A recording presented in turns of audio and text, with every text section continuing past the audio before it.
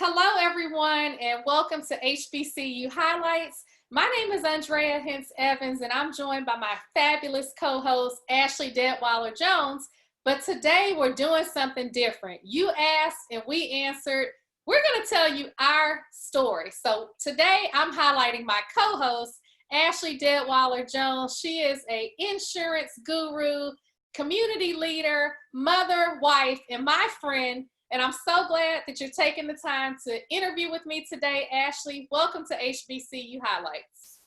Thank you, Andrea. I'm happy to be here as always. I really enjoy this time that I get to spend with you. Well, thank you. Likewise. And so let's just take it back, Ashley. Let's go back to 1994. You were graduating from high school and you made the choice to go to Spelman. Tell us, why did you choose to go to Spelman College? Wow, 1994. That was a really tough time for me, believe it or not. I was an athlete. I was a student athlete. I had, excellent grades, honor student. But when I say athlete, I wasn't just like, I didn't run, do track. I was a track star. I was a volleyball star. I was a basketball star. I had 12 varsity letters. I scored over 1,000 points playing basketball in college. And I still have a lot of trophies and banners and all those things that are still there. So everyone expected me to play sports. I'd go to a big D1 college and play sports. And I think that I kind of expected that too. Until senior year and maybe even junior year, I had an opportunity to visit Spelman and spend time there. And I loved it. I fell in love with it. I went to a predominantly white school. I was maybe one of 8 African Americans in my class. It was a great school. I had a great experience, but the culture was missing. I had to explain a lot of things to a lot of people, and I couldn't just be me and focus on the stuff that just really mattered every day, all day.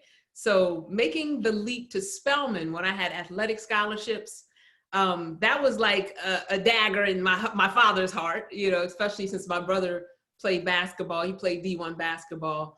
And, I was like the girl in Love Jones that had her hair up in a ponytail every single day, that you rarely see in like a dress, but when you did, it was like, what? That's Ashley? So to make that big leap and to be among all those beautiful women and, get real comfortable putting on those cute dresses, that's what Spelman meant to be initially. So I took that leap of faith and joined that wonderful sisterhood in '94. I'm so glad you did, Ashley. And it sounds like you obviously had a lot of choices and you chose Spelman College. So you walked through the beautiful gates, you got on campus. Was it everything you expected it to be? And did you miss sports at all? You know what? It was really different for me because being in sports, I didn't have a minute to breathe. I mean, in between studying and a basketball game or a track meet, I didn't have a lot of time on my hands. So at Spelman, I was like, wow, I have like a lot of idle time.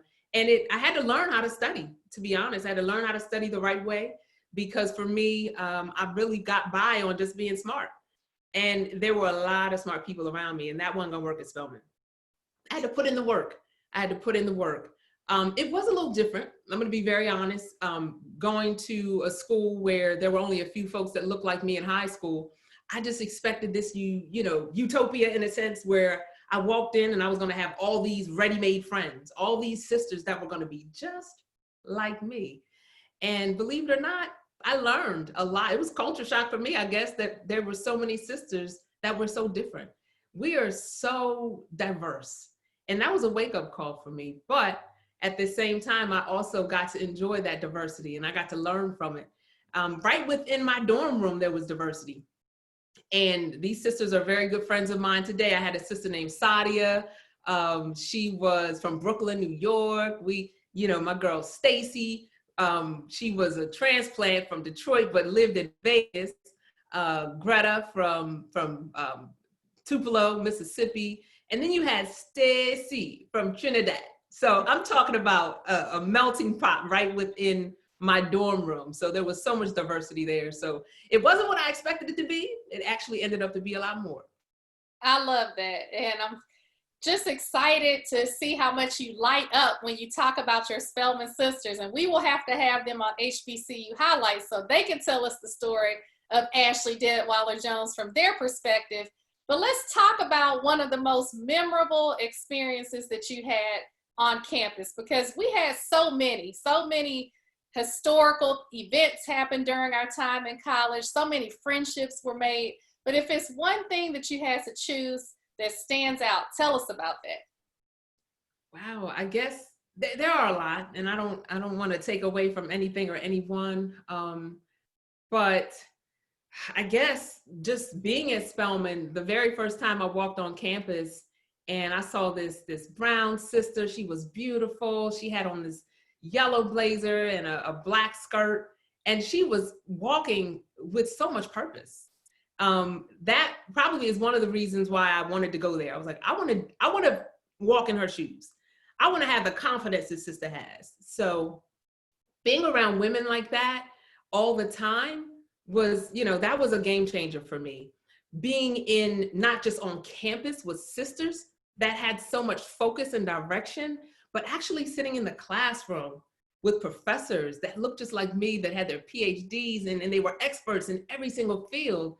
And they were there to lift me up. And I never had to explain myself or apologize. So, just those few things. Being a part of programs where I had mentors that looked out for me throughout the entire matriculation of Spelman College, that meant a lot to me. And they still look out for me. So having that experience, as a student, as a classmate, and as an alumni has just been so rich. And I'm just really touching the surface, but I've got so many deep relationships with my Spelman sisters all around. Well, Ashley, community is key. And it sounds like that you knew the value of that. So you established relationships with your friends, relationships with your professors. And so I want to ask you, what did you get your degree in from Spelman, and how do you use that degree today? Sure. So when I went to Spelman, I wanted to save the world, right?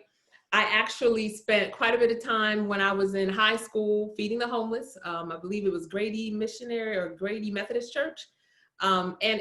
Initially, it was one of those things that you had to do in high school.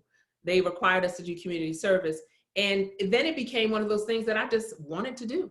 Every Saturday morning, I don't know what everyone was doing Friday night, but I knew I wanted to get in bed and get up at 7 in the morning and be prepared to feed the homeless. And although, people think of volunteering as you're pouring into people, it poured so much into me. I met so many people that were, executives in their former life, that were, that had high level degrees, but they just fell in on hard times. They felt, and they dealt with some mental illness. And I really, really felt like being there with those people every Saturday. They were breathing life into me, but I was breathing life into them. And I was like, that's what I'm going to do. I'm going to major in psychology, and I'm going to be a clinical therapist, and I'm going to save the world. And while I was at Spelman, I became a Bonner Scholar. And I'm going to say became is something that, you had to apply for and be invited to. And as a Bonner Scholar, you are one of the people on campus that really provides a lot of direction around giving back to the community. And while I was there and giving back at Spelman, I was a part of Georgia Council on Child Abuse. And as a part of Georgia Council on Child Abuse, I did a lot of crisis counseling, and I helped a lot of people. And at, how old was I? I don't know, 16, 17 years old. I dealt with a lot of trauma over the phones. And there were days and nights that I would come home and I didn't feel good about those conversations. And I felt like I wish I could do more. And I'm just such a bleeding heart. And I think after a few years of doing that, I said, I don't know if I can be a therapist. I think I'm going to need a ton of therapy if I become a therapist. In the midst of all this, I had opportunities. Of course, I'm at Spelman, so the sky's the limit. I had access and opportunities to do so many other things while I maintained my major in psychology, because I still wasn't sure if I was going to get my PhD. I also minored in management organization. And spent a lot of time in the econ department, even took some classes at Morehouse. So those experiences guided me and kind of shaped where I am today as a professional.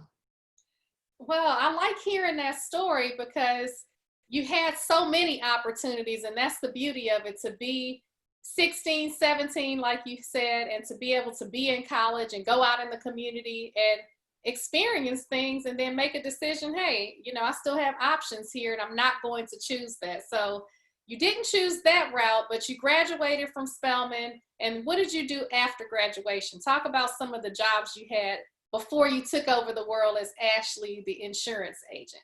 Oh, for sure. So like many students, that go to HBCUs, a lot of people want to go to HBCUs. Unfortunately, there's not always a bunch of scholarships. And for somebody like myself that had D1 scholarships and I completely turned them down, it was a huge pill to swallow for me.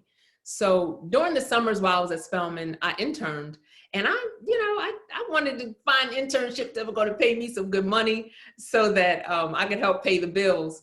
And my freshman year, I remember actually stepping into an information session that wasn't even for me. It was only for like juniors and seniors that were about to graduate. But I stepped into this information session as a freshman, not only because they had cookies in the back, right? But because I wanted to learn and I wanted to be ahead of the game by the time I graduated. And it was with a company called JP Morgan. And I sat in the back and I sucked up as much information as I could. And they were actually signing the ladies up for interviews for the next day. And I mean, clearly I wasn't going to be able to interview because I wasn't, graduating. So I went to the recruiter. Her name is Kim, and we still keep in touch today, social media wise. And I told Kim who I was with great confidence and that I was not going to be graduating next year. However, I was a freshman. I wanted to learn more. And she said, you know what, Ashley? We didn't come here for this junior internship program that we're launching at JP Morgan, but guess what? We want you to come and interview for it. So I was just always creating opportunities for myself, no matter what it was that I thought I wanted to do. I wanted to experience something new. So that internship at JP Morgan really changed my life. I interned with them for a few summers, and then I interned at Citicorp, and this is in New York City, right? So for me to be a New York City small town girl, it grew me up really, really quick. So those experiences led to me actually taking an offer and being an investment banking analyst right out of college. And I mean, because I'm so competitive, when people said, Ashley, are you sure you want to do this investment banking, debt capital markets? You're working 100 hours a week and you're working really, really fast paced. Is this what you want? And I'm like, well, is that what you do? Well, if you can do it, I can do it better. So what I found out really quickly is that was not my love.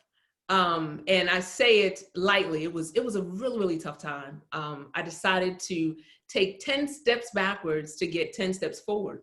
I actually, I felt like it was one of those pivotal moments in my life where leaving Wall Street after graduation and then doing other jobs that were like answering, phones at a construction company, to then getting a position with a major pharmaceutical company in South Beach, to then come back and explore opportunities with an insurance company.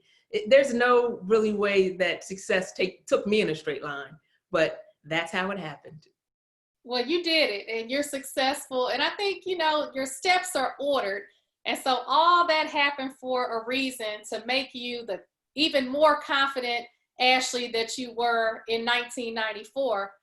So how did you go from New York to Florida to Atlanta to being in Maryland and owning your own State Farm agency?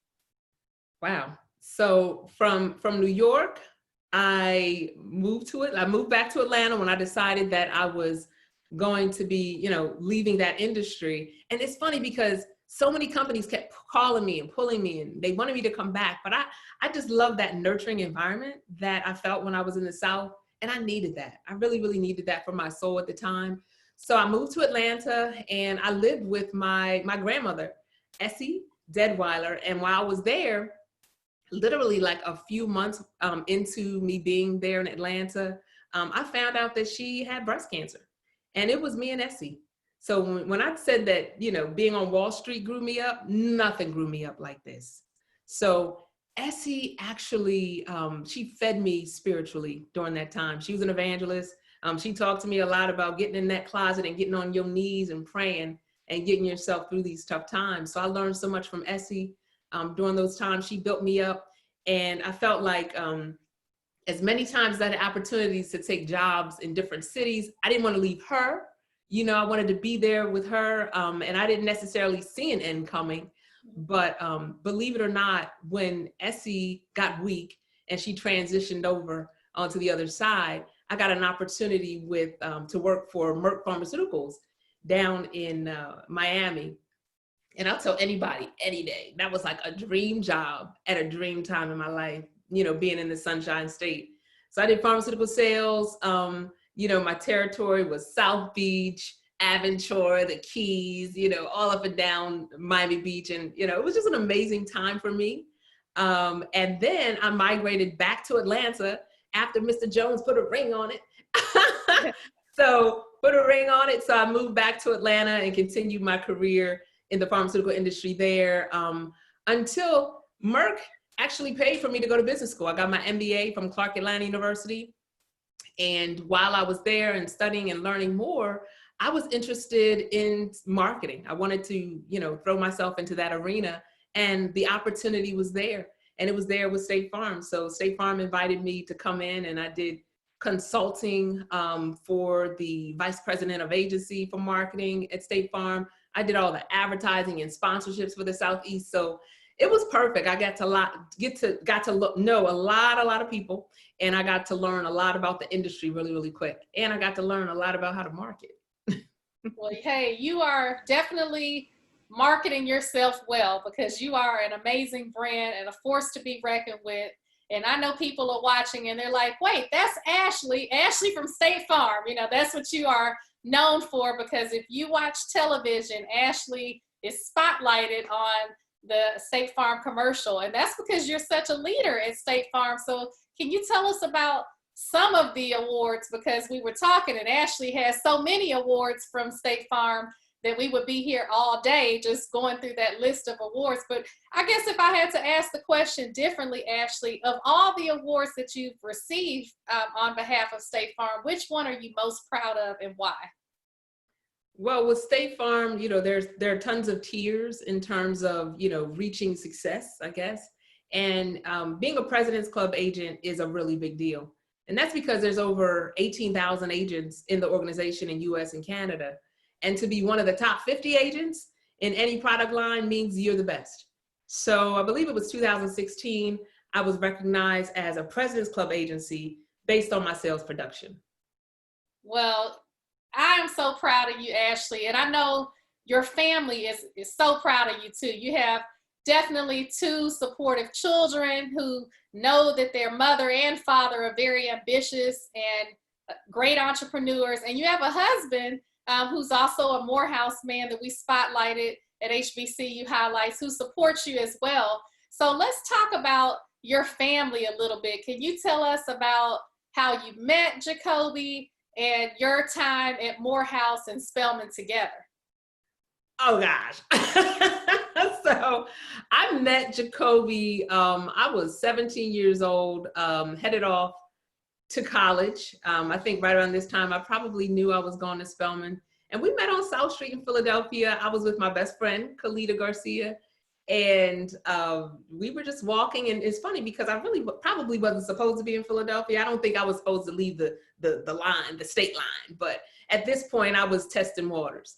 So we were on South Street. That's where everyone hung out. And Jacoby and I, we were walking past each other. And, we stared at each other. I stared at him and he stared at me. And I was like, okay, is he going to say something? And if he doesn't have anything to say, I'm just going to keep walking. So I smiled and cackled and kept going. And, I'm like, need the brother to be a little aggressive over here. And Khalida, unbeknownst to me, she was actually calling him back. She was waving him back. And I felt a tap in my shoulder and I turned around and it was him.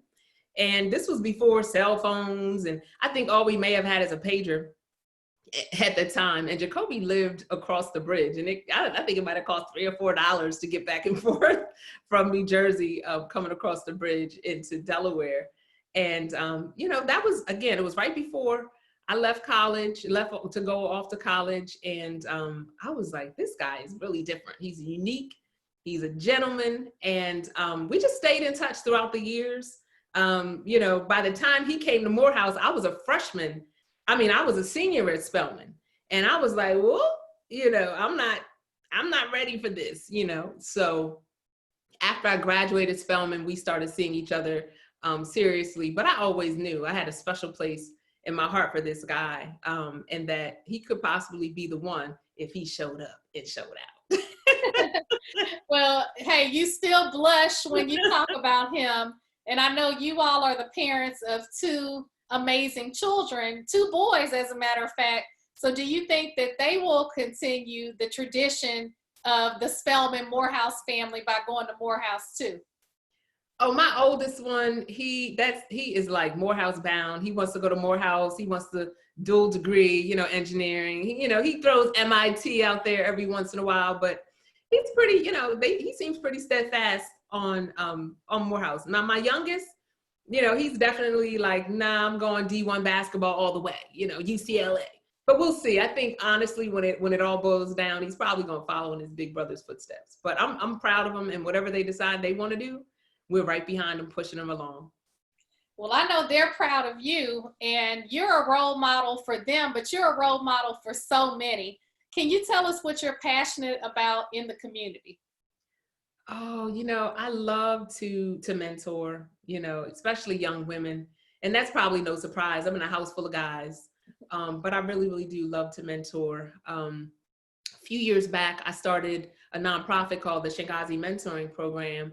And it was really launched because there was a young lady in Wilmington that was, she was in a bathroom brawl, that's what I'll call it. And she died, and it was senseless.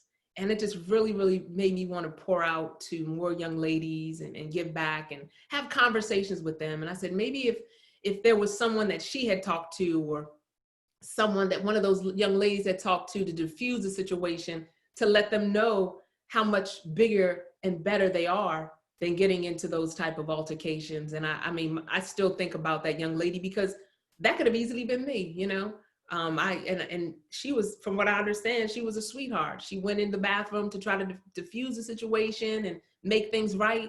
And she got caught off guard. She didn't know that you probably don't want to go into the bathroom with bullies. So pouring my heart out and really being there and mentoring young women is where it is for me, every and any time. Honestly, it's come full circle for me. Even as an insurance agent, I never dreamed of selling insurance. Like, if someone told me, Ashley, you want to sell insurance? I'm like, no, but I'm not selling. I'm really educating people. And it always seems to dig deeper and dive deeper. And I feel like I spend time even mentoring my customers, and I'm learning a lot as well. So that mentorship piece, that give and take and helping others, no matter where I am or when it is, that's what I'm passionate about. Well, this shows definitely that you're passionate about what you do in your community, but you're compassionate as well. And I know, being one of your customers, I can say she really does care, and that makes a difference. And we all are just learning from each other. And so I'm so glad to have you as my co-host for HBCU Highlights, because we just dreamed of this idea and just have been running with it. And I'm glad that you have taken the time today to share your amazing journey to Spelman. And so where can people follow you and support you and just keep cheering for you, and so they can say, hey, that's the Ashley from State Farms. Like, everybody is so proud of you, Ashley, and everything that you've done. Where can we follow you on social media? Well, let's start with what pays the bills. So find me at ashleyinsure.me.com. I would love to help you with any of your insurance and financial services. ashleyinsure.me.com. I love fitness. It keeps my mind going in the right direction, and it keeps my body right. So you can follow me on Instagram at Ashley's Fabulous Fit Life. Hopefully, you'll take away some things and get motivated by the things that I do there. You can just go straight out to ashley.deadwyler-jones.com and stay abreast of what I'm doing there as well. So you can find me, Google me, right? I love that. Google me and you'll find me. I'll be there. And if you need me, I'll be there for you. Ashley, thank you for being there for us today and for being the person that you are. And we wish you the best. And thank you, everybody, for tuning in today to this amazing episode of HBCU Highlights.